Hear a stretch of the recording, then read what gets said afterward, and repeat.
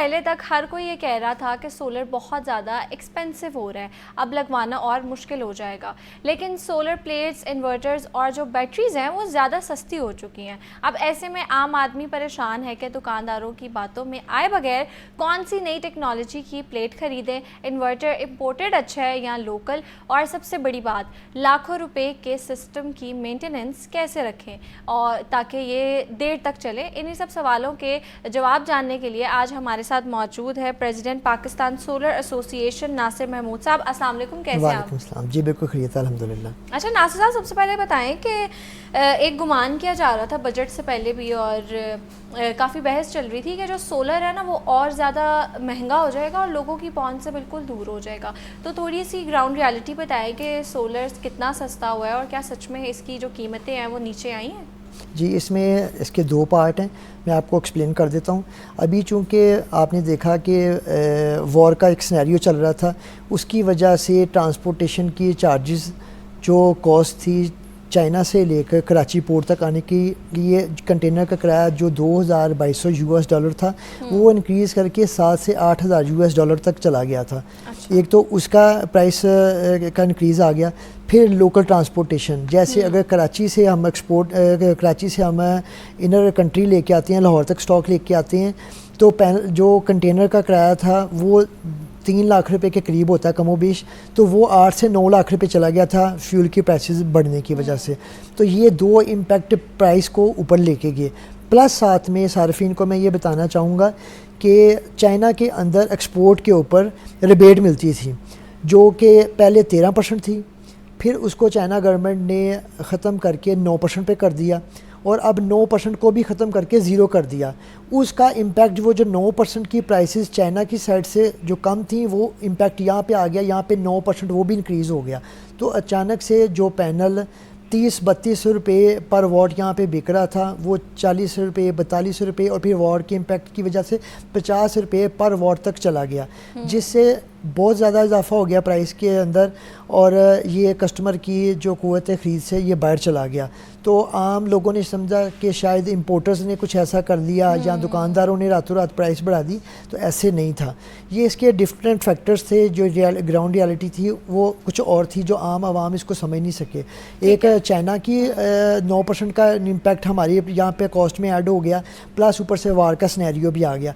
तो अब अल्हम्दुलिल्लाह चूँकि वो वार का मामला भी थम चुका है और चीज़ें नॉर्मलाइज होती जा रही हैं, तो प्राइसेस डिक्रीज़ हो गई हैं। अब आम आवाम की क़ुव्वत ख़रीद के अंदर दोबारा से सोलर पैनल आ गए हैं। प्लस एक र्यूमर भी था पिछले दिनों में कि IMF ने चूँकि यहाँ पे शराइत रखी थी कि इसके ऊपर GST जो पहले से 10% मौजूद है इसको इंक्रीज़ कर दें, 18% कर दें।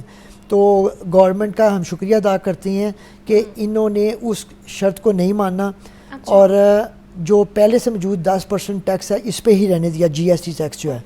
तो इसकी वजह से जो एक र्यूमर क्रिएट हुई थी वो भी ख़त्म हो गई है। तो हर चीज़ नॉर्मलाइजेशन की तरफ आ गई है और अब अल्हम्दुलिल्लाह पैनल जो कि लोग समझ रहे थे कि बहुत महंगे हो गए हैं, क़ुव्वत ख़रीद से बाहर चले गए हैं, वो दोबारा से आवाम की दस्तरस में आ गए हैं। ठीक है। अच्छा सर, ये बताएं कि मार्केट में सोलर पैनल्स में कोई नई एडवांसमेंट आई है, कोई अपडेटेड फॉर्म आई है इनकी, कोई नई टेक्नोलॉजी आई है, तो वो लोगों को एक्सप्लेन करें और वो जो हमारे पुराने सोलर पैनल्स हैं उससे कैसे डिफरेंट है? जी, वेरी गुड क्वेश्चन। इसमें हर टाइम पे R&D काम कर रही होती है किसी भी प्रोडक्ट के ऊपर, तो जिद्दत आती है। पहले हमारे पास P टाइप पैनल्स थे। अच्छा। P टाइप पैनल्स जो थे वो अच्छा काम कर रहे थे, लेकिन इसके अंदर इनोवेशन आई, जिद्दत आई और इम्प्रूवमेंट हुई टेक्नोलॉजी के अंदर। उससे हम कन्वर्ट होके आगे N टाइप टेक्नोलॉजी पे, टॉप कॉन के ऊपर, फिर अभी ABC टेक्नोलॉजी आ गई। तो ये इसमें सोलर पैनल्स में ऐसा होता है कि करंट के फ़्लो को बेहतर से बेहतर किया जाता है, कम से कम स्पेस के अंदर ज़्यादा से ज़्यादा प्रोडक्शन लेने की कोशिश की जाती है और इसके मटेरियल के अंदर जो इम्प्रूवमेंट लाई जाती है जिससे पैनल ज़्यादा एफिशिएंट काम करते हैं। तो अभी जो लेटेस्ट टेक्नोलॉजी इस टाइम तक चल रही है P टाइप के बाद अब N टाइप, टॉपकॉन और ABC टेक्नोलॉजी के हामिल पैनल मार्केट में दस्तयाब हैं, जिससे हम खातर खा जो है ना वो प्रोडक्शन कम स्पेस के अंदर ज़्यादा मैसिव लेवल पे हम प्रोडक्शन ले सकते हैं एक पैनल से। तो जब इसको कलेक्टिवली देखा जाएगा तो ज़ाहिर सी बात है थोड़ी जगह के अंदर थोड़े पैनल लगने से ज़्यादा एनर्जी प्रोड्यूस करने के हम काबिल हो गए हैं। और एक चीज़ मैं इसमें बहुत इंपॉर्टेंट आपको बता देना चाहता हूँ कि मार्केट में सारिफ के इल्म में ये बात होनी चाहिए कि जब वो पैनल लेने जा रहा है तो वो पैनल ए ग्रेड क्वालिटी का, अच्छी क्वालिटी का बाय करे, ना कि कोई भी पैनल उसको मार्केट में कोई भी दुकानदार चिपका दिया और वो ख़रीद ले। बिल्कुल। अच्छा नासिर साहब, यही आपने जो बात की है, अक्सर लोगों के साथ स्कैम भी हो रहा है और वो जाली प्लेट्स जो हैं वो उनको मिल जाती हैं, तो वो कैसे खुद से डिफरेंशिएट कर सकते हैं और कैसे वो आइडेंटिफाई कर सकते हैं कि असल कौन सी है और नकली कौन सी है? जी, माशरती अलमी है कि ये पूरी दुनिया में ऐसे होता है कि जहाँ पे अच्छे लोग होते हैं वहाँ पे बुरे लोग भी होते हैं, और जब तक लालच है वो फिर जो फ्रॉडी है वो भूखा नहीं मरता। हमारे कुछ लोग अभी एजुकेशन की थोड़ी कमी है इस फील्ड के अंदर, तो मैं बता देना चाहता हूँ कि वेरी सिंपल, हर अच्छी कंपनी, हर मियारी कंपनी जिसका पैनल है, पैनल के अंदर उसने पैनल के सीरियल नंबर को दिया हुआ है। उस सीरियल नंबर के साथ उस कंपनी का अपना मोनोग्राम है या कंपनी का अपना नाम है। तो सबसे पहले हमने देखना है कि जो फ्रंट साइड पे ग्लास के अंदर उसका एक 18 डिजिट का 16 डिजिट का बारकोड, उसके नाम के साथ बारकोड के साथ कंपनी का स्पेसिफिकली वो नाम लिखा हुआ कि नहीं लिखा हुआ। जिस कंपनी का हम पैनल ख़रीद रहे हैं उस कंपनी का नाम वहाँ पे लिखा हुआ मौजूद हो। और सम टाइम अच्छी बड़ी कंपनियाँ अपना नाम नहीं भी लिखती, तो वो जो सीरियल नंबर है वो उस कंपनी की वेबसाइट पे जाके हम उसको टेस्ट कर सकते हैं। उससे हमें पता चल जाएगा कि ये पैनल वाकई ऑथेंटिक है कि नहीं है। हर अच्छी कंपनी ने अपनी वेबसाइट के ऊपर एक वहाँ पे मॉड्यूल ऑथेंटिकेशन का पोर्टल बनाया हुआ है। उस पर वो सीरियल नंबर को आप डालेंगे, उसके ऊपर लिखा हुआ आ जाएगा कि ये पैनल किस कंट्री के लिए एक्सपोर्ट किया गया। Let's take it this way कि चाइना से हमने पैनल ख़रीदा पाकिस्तान के लिए, तो उसके ऊपर लिखा हुआ आ जाता है कि ये एक्सपोर्ट किया गया पाकिस्तान के लिए। फिर डेट लिखी हुई आ जाती है कि इसका डेट ऑफ प्रोडक्शन क्या है, डेट प्लेस ऑफ ओरिजिन क्या है, कंट्री टू इंपोर्ट या कंट्री टू एक्सपोर्ट क्या है, और ये किस ग्रेड का है, ए ग्रेड का है, बी ग्रेड का है। तो वो वहाँ पे हर चीज़ लिखी हुई आ जाती है। सिर्फ हमने एहतियात ये करनी है कि जब हमने ये पैनल ख़रीदना है तो उसको वहाँ पे खड़े खड़े, अभी तो हमारे स्मार्टफोन हैं, हर आदमी की पॉकेट में है, हमने वो अपने उस कंपनी की वेबसाइट पे जाना है, उस नंबर को उसमें हमने डालना है या स्कैन कर लेना है। और एहतियात करनी है कि दुकानदार वो बैक साइड से हमें स्टिकर जो होता है वो स्कैन करवा के दिखा देते हैं। स्टिकर स्कैन नहीं करना हमने जो फ्रंट पे एट टाइम ऑफ प्रोडक्शन जो सीरियल नंबर ग्लास के अंदर दिया जाता है उसको रिप्लेस नहीं किया जा सकता, ना उसको उतारा जा सकता है, ना उसको दोबारा खुद से लगाया जा सकता है। उस सीरियल नंबर को हमने ऑथेंटिकेशन लेनी है कंपनी की वेबसाइट से, मुतल्लिका वेबसाइट से, और चेक कर लेना है। और उम्मीद है कि कोई भी आम आदमी, आम सारिफ जो है वो फ्रॉड से बच जाएगा। ठीक है। अच्छा नासिर साहब, ये बताएं कि नेट मीटरिंग के लिए हम इन्वर्टर कौन सा लगवाएं, और इसमें जो टाइप्स हैं, हाइब्रिड है, ऑन ग्रिड है, तो कौन सा ज़्यादा बेहतर है और दोनों में डिफरेंस क्या है? जी, मैं ये बड़ा आपने वैलिड क्वेश्चन किया है। हर आदमी की कोशिश होती है कि वो इसको अंडरस्टैंड करे। इसमें दो तरह के इन्वर्टर्स होते हैं, एक ऑन ग्रिड इन्वर्टर है, फिर एक ऑफ ग्रिड इन्वर्टर होता है। ऑन ग्रिड इन्वर्टर जो है वो ग्रिड टाई इन्वर्टर होता है, जो ग्रिड होते हैं, जिसको आम अल्फाज में आम लोगों के समझने के लिए हम लोग वापडा बोलते हैं यहाँ पे पाकिस्तान में, क्योंकि वापडा एक इदारा है जो एनर्जी सप्लाई करने वाली कंपनियों को रेगुलाइज करता है, तो हम इसको वापडा बोलते हैं।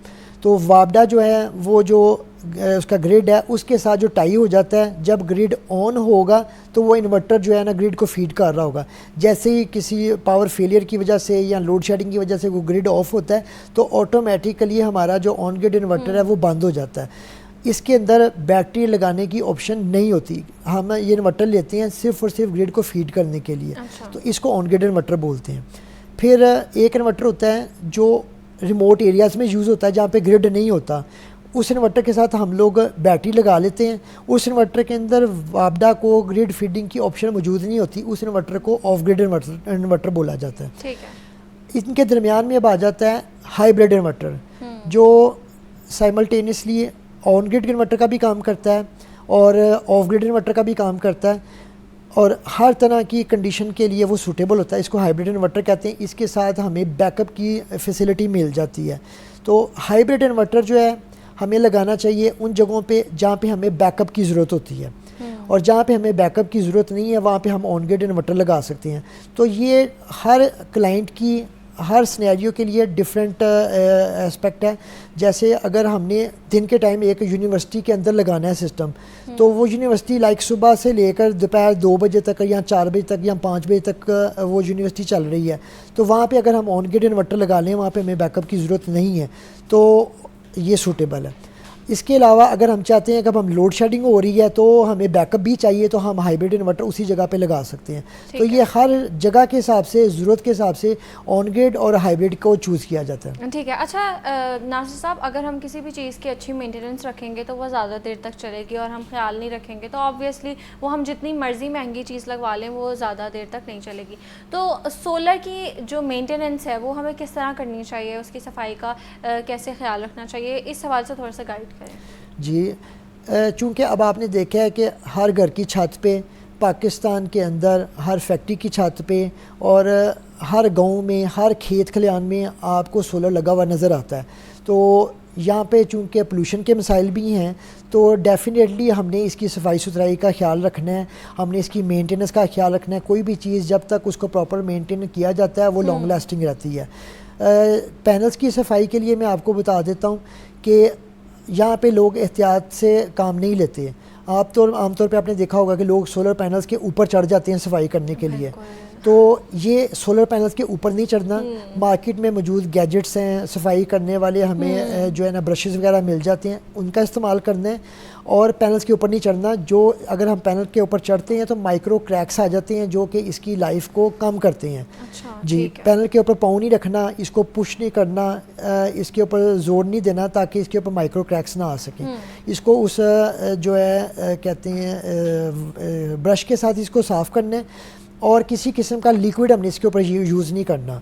इसके ऊपर एक ख़ास किस्म की कोटिंग होती है, जब हम वो लिक्विड वगैरह यूज़ करते हैं तो वो कोटिंग जो है ना वो ख़त्म हो जाती है, जिससे जब बारिश का पानी इसके ऊपर गिरता है तो वो जमना शुरू हो जाता है, स्पोर्ट्स आना शुरू हो जाते हैं। इसके ऊपर पहले से ही एक लेयर मौजूद होती है जो इसका ख्याल रखती है।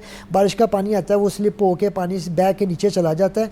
तो इसकी एहतियात ये है कि सुबह सूरज निकलने से पहले पहले इसकी सफाई कर ली जाए, जब पैनल ठंडे हों और एनर्जी प्रोड्यूस करना अभी स्टार्ट ना हुए हों, या शाम को जब सूरज ढल जाता है उस वक्त हमने इसकी सफाई करनी है। सूरज की मौजूदगी में जब सूरज पैनल्स के ऊपर अपनी रोशनी दे रहा हो उस वक्त हमने इसकी सफाई बिल्कुल भी नहीं करनी, क्योंकि ये ख़तरनाक है। खुदा ना खास्ता किसी जगह पे पानी केबल के अंदर जा रहा हो या वो तार कहीं स्टैंड के साथ या पैनल्स के साथ टच हो जाए, ये डायरेक्ट करंट होता है, इट्स वेरी डेंजरस। तो इसका ख़ास ख्याल रखना है सफाई के लिए पैनल्स की। उसके बाद आ जाते हैं इसके साथ मौजूद केबल्स को हमने चेक करना है कि वो प्रॉपरली MC4 कनेक्टर्स लगा के आपस में कनेक्ट की गई हैं कि नहीं की गई।